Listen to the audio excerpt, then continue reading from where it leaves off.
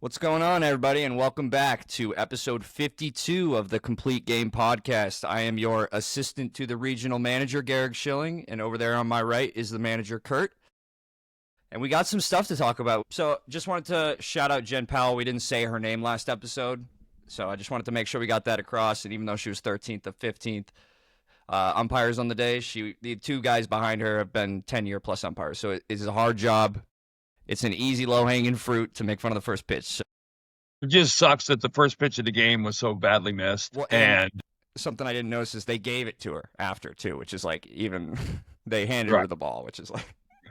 But in more baseball news, Alex Bregman back in Houston gets a massive standing ovation for his first at-bat.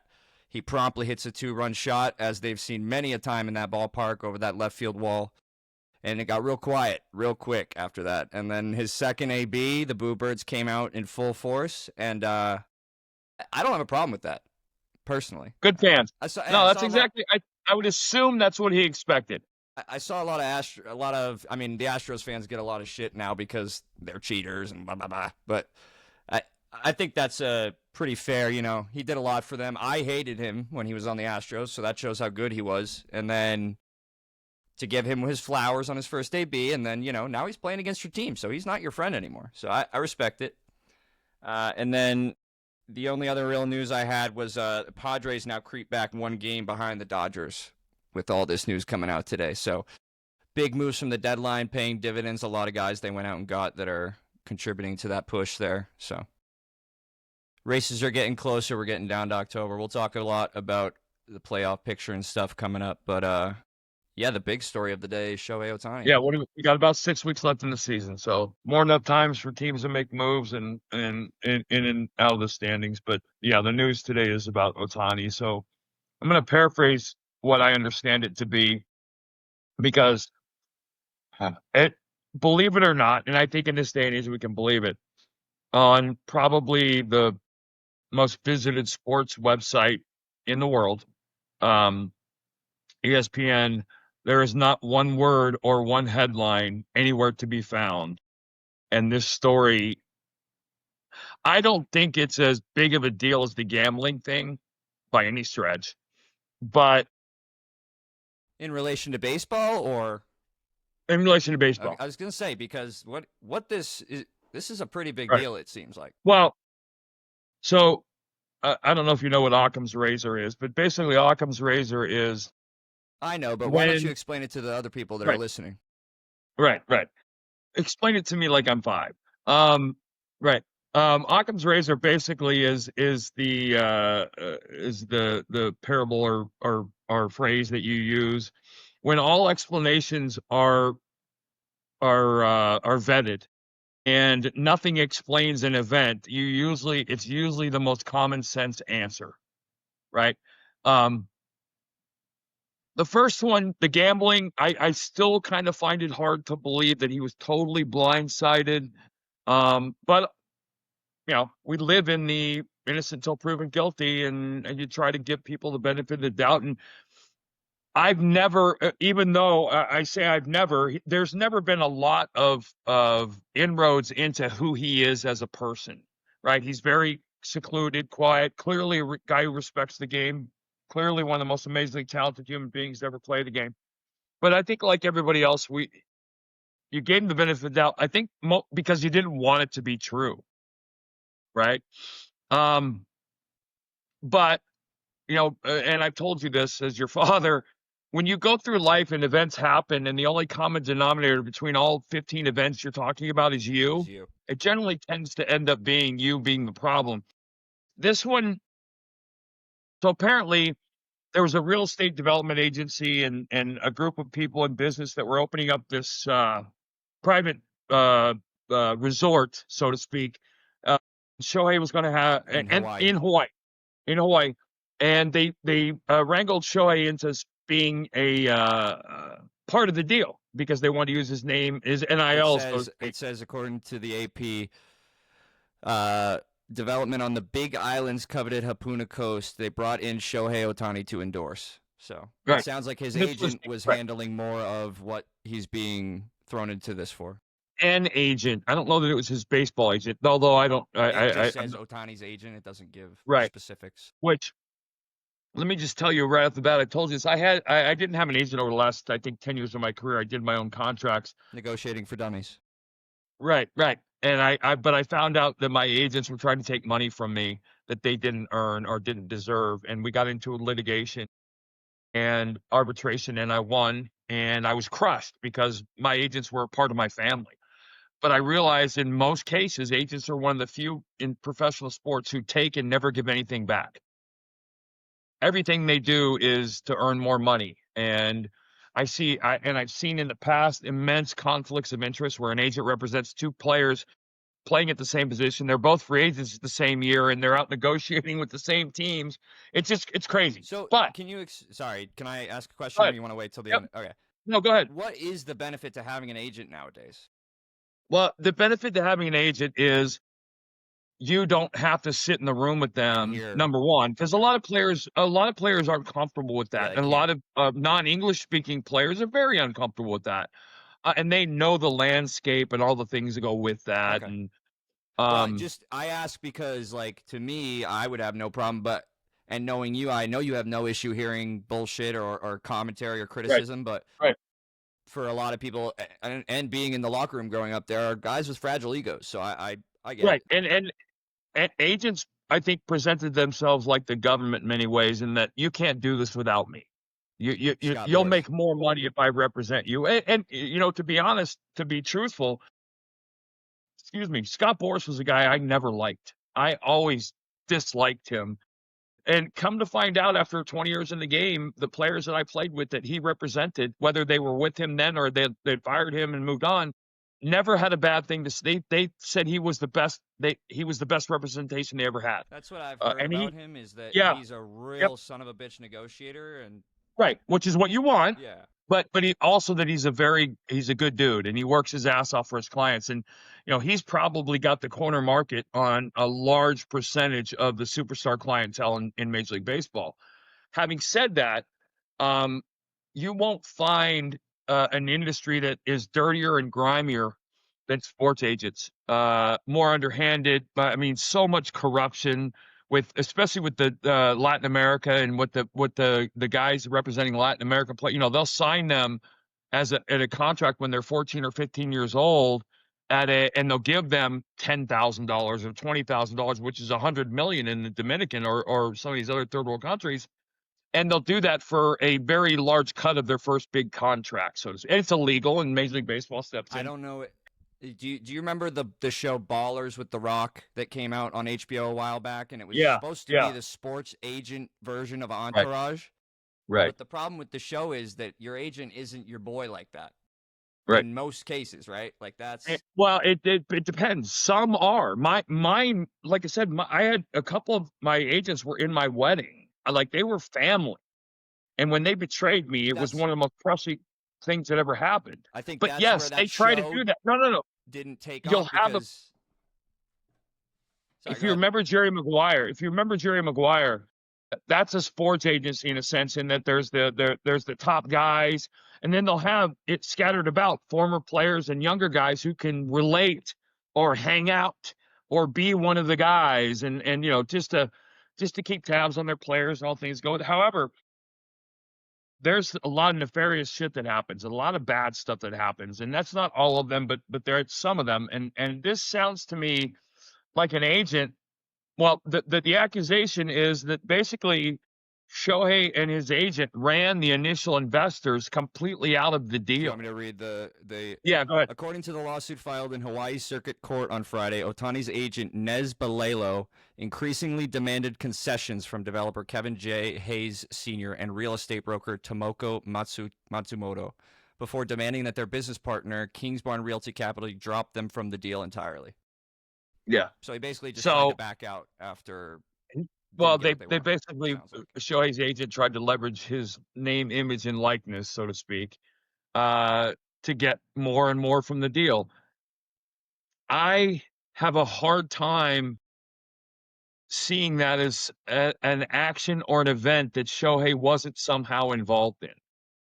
If your agent, because you know that basically agents will take 3 to 5% of your contract, and then they'll get a percentage of deals that you do off the field, and that's kind of a separate deal. Or you'll have, I had a lawyer who's still a lawyer, Ed Hayes, who represented my legal side of our lives, and he handled legal language and contracts, but he didn't. I negotiated myself.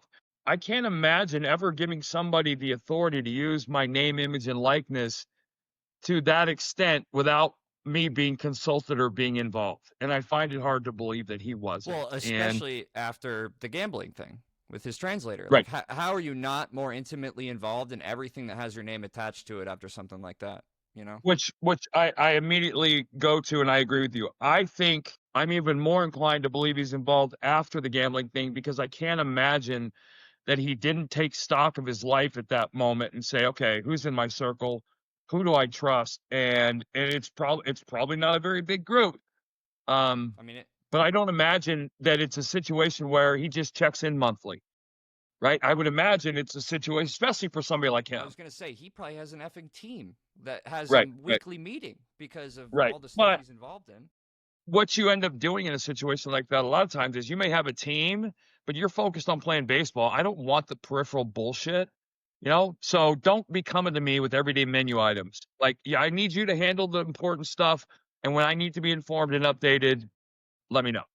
And so you save those. You cut out the riffraff during the season, but even if you did cut out the riffraff, I'm having a very hard time believing he wasn't very aware of what was happening in a significant, and maybe he was even involved in putting the thumb down and putting more pressure on, because this guy sounds to me like this guy was making threats with Shohei's name and his advertising and all this other stuff.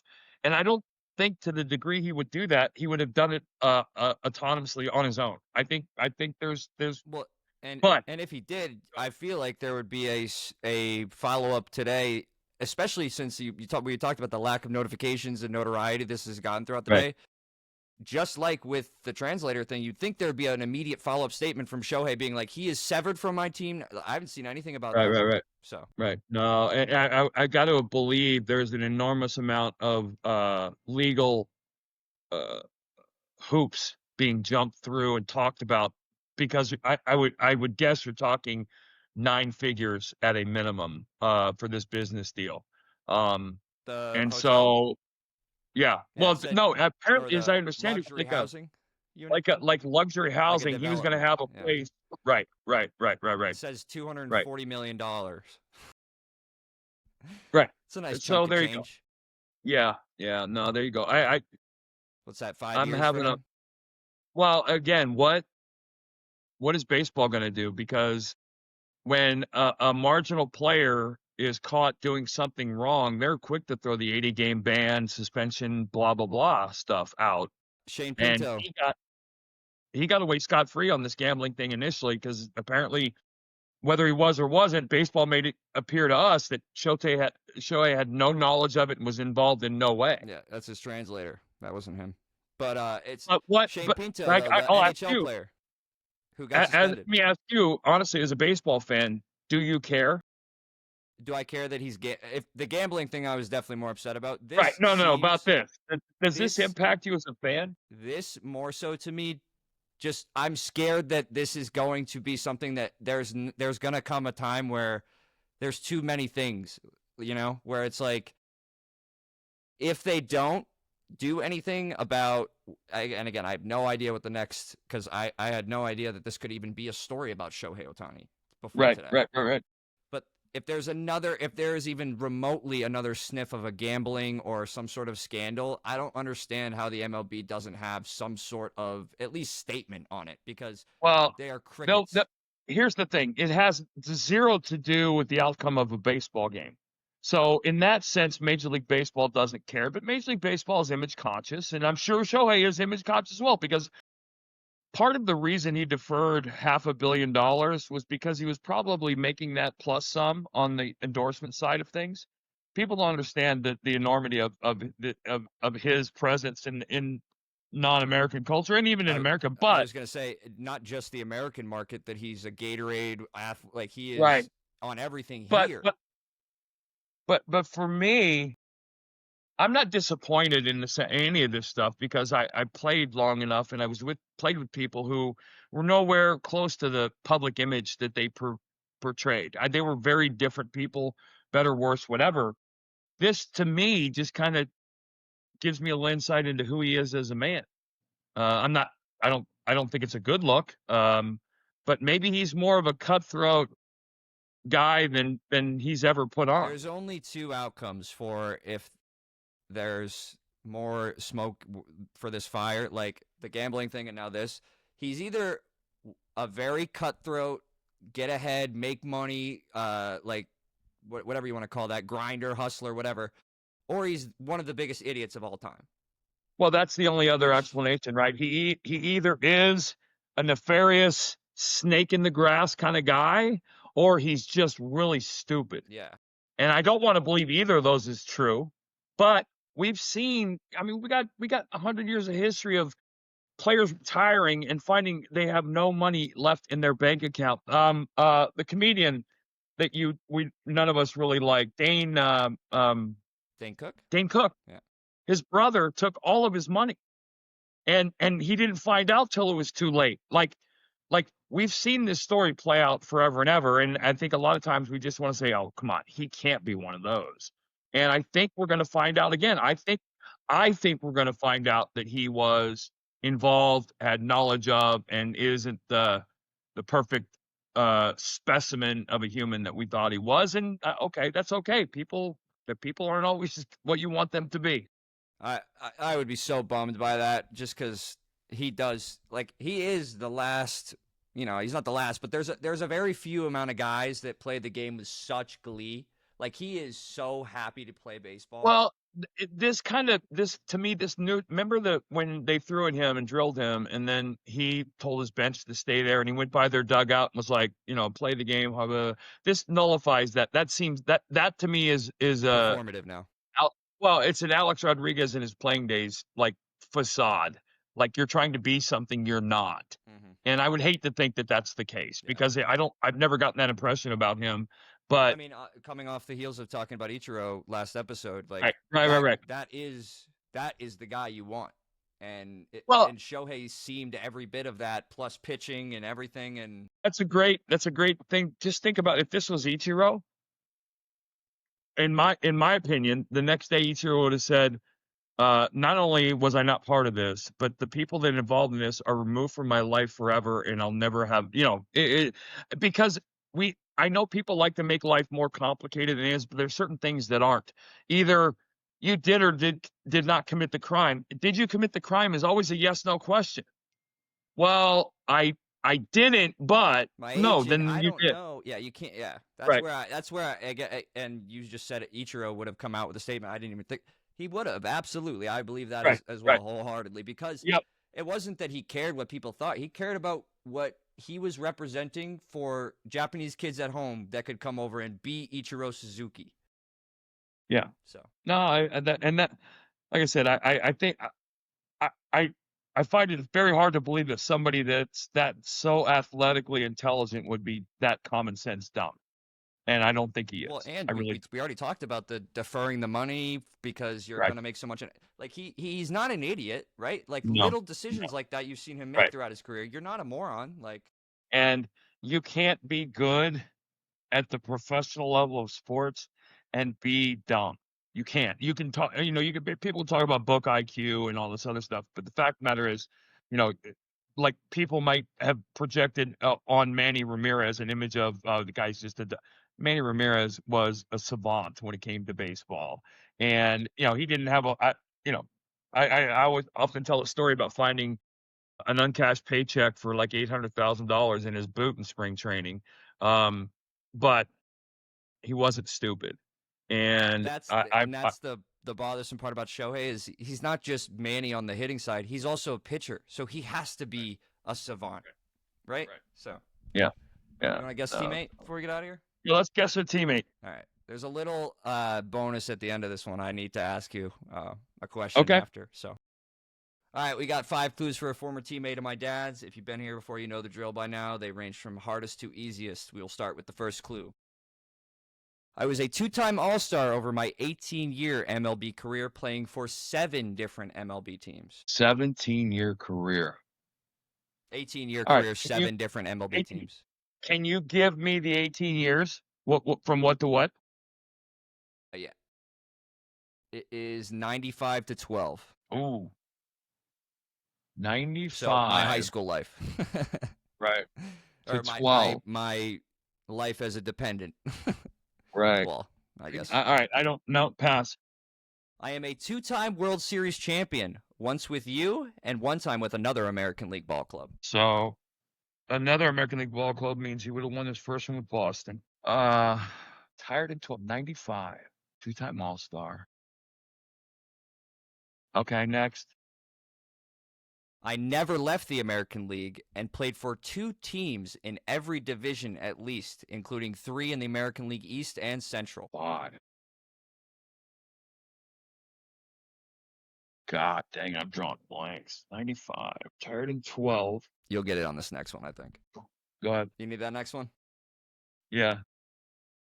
I was one of the predominant idiots on the 2004 Boston Red Sox, and I even gave the quote that stuck to us as lovable idiots. We did not care about what happened in 03, much less in 1918. Well, it's one of 2 guys. Was it Damon? Johnny Damon. Oh, 18 years. I didn't realize he played 18 years. 18 years. And by the way, I love Johnny D. Did you see that picture? That was going to be my question. Like that, Dude, I feel like they let you wear facial hair now. You gotta grow the beard back. No. I feel like that was somebody did Chat GPT and posted. Like that can't be real. That's real, Dad. So anyone that's a Barstool, Pardon My Take fan that saw the Max, the podcast producer, they photoshopped his face onto Johnny Damon because they look so similar. And I swear to God, I didn't realize that the first picture I was looking at was not the Photoshop for about 30 minutes. It was Johnny Damon. I say this joke, kind of have joke. I'm very. He looks sick. He looks bulbous. Like he looked huge. And I don't remember not having. I feel like I saw him and talked to him in an interview within the last year, and I didn't recognize. Like I thought somebody was punking me when they sent me the photo. Dad, I'm telling you, and I hope he's okay. God, that's why I was asking. Right. No, that was hard. And then I asked Danielle to read the last clue for me earlier, just because I wanted to know if she knew this in her school like I did. I looked like Jesus, ran like Joseph, and threw like Mary. That was taught in 4th grade growing up in Massachusetts. I swear to God, because that was like the 2nd or 3rd day of class when I got there. So let me tell you something. The Duke could flat out play center field, man. Yeah, he was a go-getter. I mean, it was a hard clue list to write because this was right in my wheelhouse of being in love with baseball. I said, he played from 95 to 12 when I grew up. Right. And I didn't realize he played 5 years after I retired. Yeah, he was for almost every single team. He played for the Royals, the Red Sox, the Yankees, the A's, the Rays, here's the thing. Tigers, and the Indians. He followed the line. For me, the first one was Wade Boggs, the first guy to go Sox Yankees. Like that was like, oh my God. And there was a lot of guys before that. That was the first thing. Wade Boggs, and then it was Damon, and then it was Ellsbury. Yep, Jacoby.